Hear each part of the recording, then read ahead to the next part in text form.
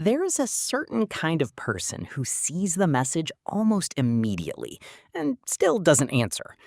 Not because they didn't care, not because they were trying to ignore someone. Sometimes they even start typing a response in their head the moment the notification appears. But instead of replying, they close the app. They tell themselves they'll answer later. Then hours pass, sometimes days. And strangely, the longer they wait, the harder it becomes to respond at all. Most people only see the surface of this behavior. They assume it means someone is cold, uninterested, careless, passive-aggressive, or emotionally unavailable. Fast replies are often treated like proof of respect now, and delayed replies are treated like rejection. But human behavior is rarely that simple. Because for some people, replying to a message does not feel like a small task.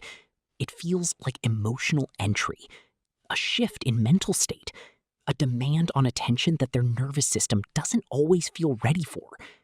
And once you understand that, this behavior starts to look very different.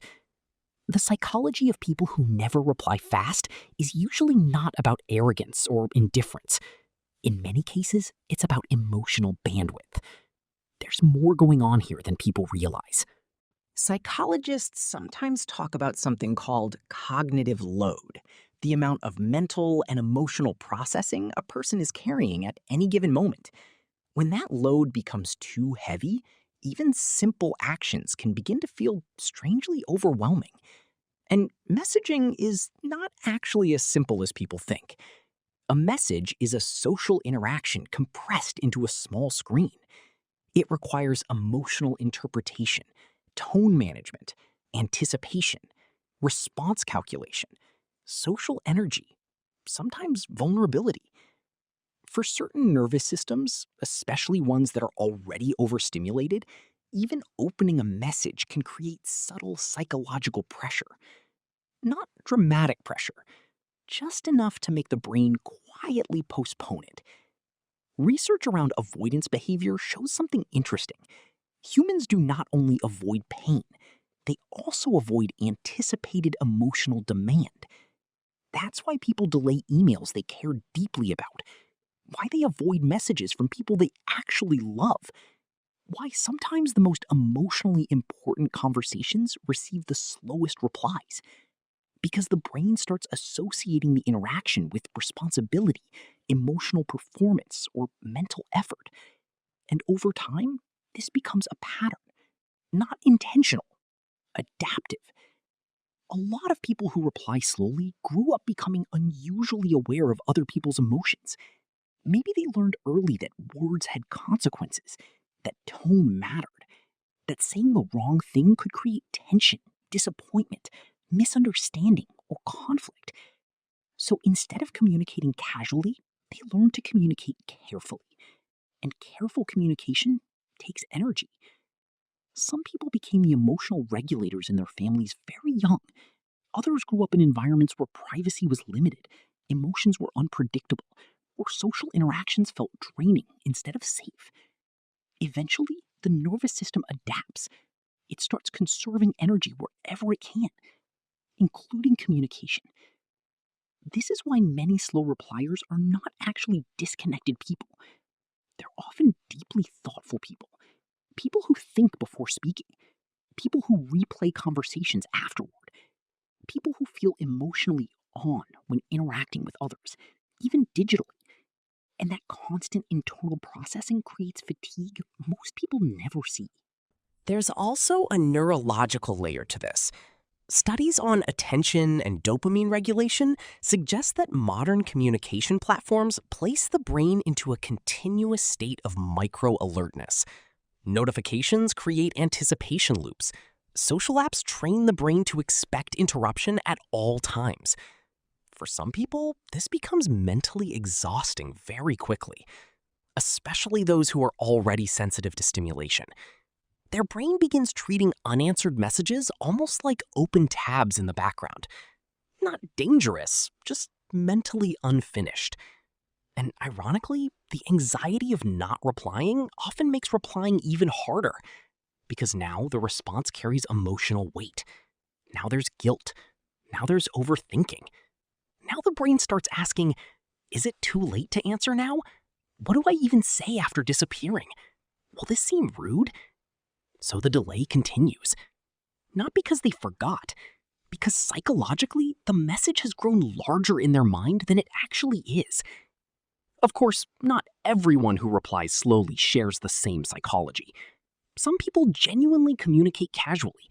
Some prioritize independence. Some simply don't enjoy constant digital contact. Others are emotionally avoidant in a deeper sense. And none of these are automatically good or bad. Fast replies do not always mean emotional closeness. Slow replies do not always mean emotional distance.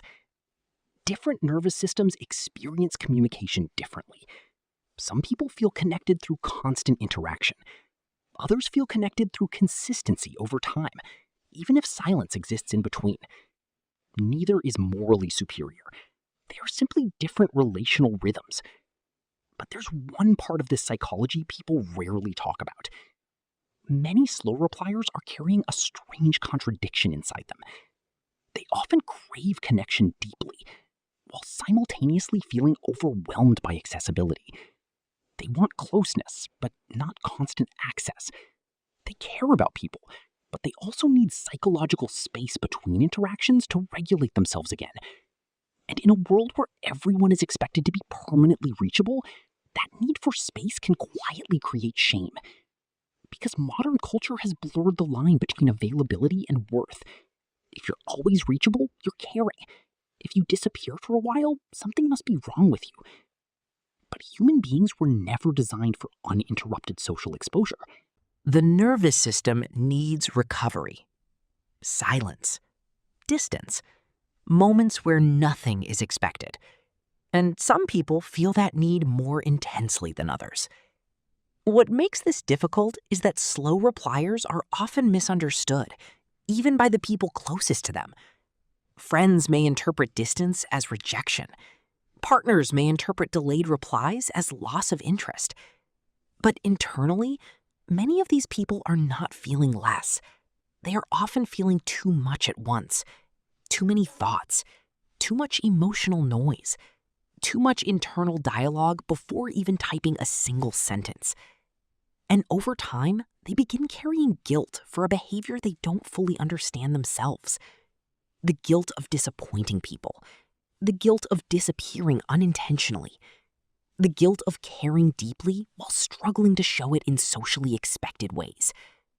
But there is an important difference between a harmful pattern and a misunderstood nervous system. Not every delayed reply is avoidance. Sometimes it is simply emotional pacing. Sometimes it is someone trying to protect their mental clarity in a world that constantly demands their attention. And strangely, many people like this become incredibly loyal once relationships feel emotionally safe. Because when communication no longer feels performative, their nervous system relaxes. They stop calculating every response. They stop fearing emotional demand. They stop associating connection with exhaustion. And that version of them is often much warmer than people initially assume. So if you've always been someone who struggles to reply quickly, it may help to understand that this pattern did not appear randomly. Your mind learned it for a reason. Your nervous system adapted to something. That doesn't make you broken. It makes you human. And sometimes understanding the reason behind a behavior changes the feeling attached to it. Not everything needs to be judged immediately. Some things simply need to be understood correctly. Because beneath many behaviors people criticize, there's usually a nervous system trying its best to create safety, balance, or breathing room. And if this felt strangely familiar to you, there are probably other parts of your psychology that make more sense than you've been told. Sometimes the smallest habits reveal the deepest patterns.